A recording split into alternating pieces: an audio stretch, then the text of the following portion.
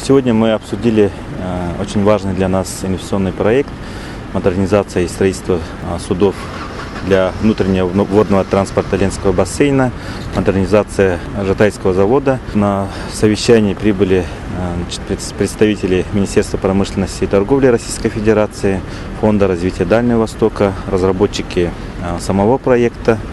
Мы обсудили вопросы, связанные с разработкой бизнес-плана и финансовой модели по реализации этого проекта.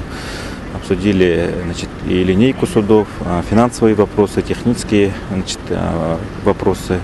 И дальше еще продолжим работу.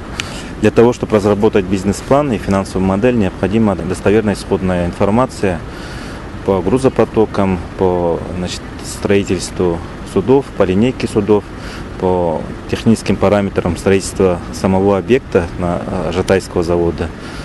По всем этим вопросам идут обсуждения и должны выработать конкретные исходные данные для того, чтобы разработать этот бизнес-план. В конце апреля мы должны завершить работу по разработке бизнес-плана и внести предложение в правительство Российской Федерации. Кроме того, планируется в третьем квартале проведение Госсовета по развитию внутреннего водного транспорта, где тоже мы будем вносить предложения в части строительства судов для северного завоза.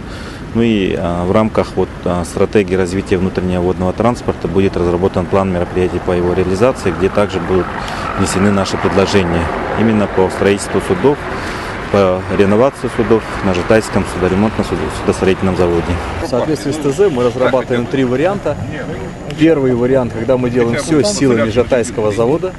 Второй вариант, когда мы делаем в кооперации с уже существующими предприятиями и с предприятиями, которые есть вот здесь в регионе, в том числе на территории ТАСЭР.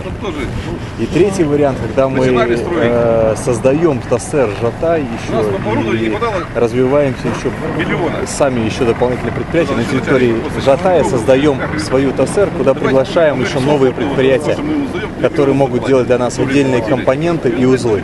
Я директор компании, я приехал лично для того, чтобы участвовать, услышать все, увидеть все своими глазами и руками.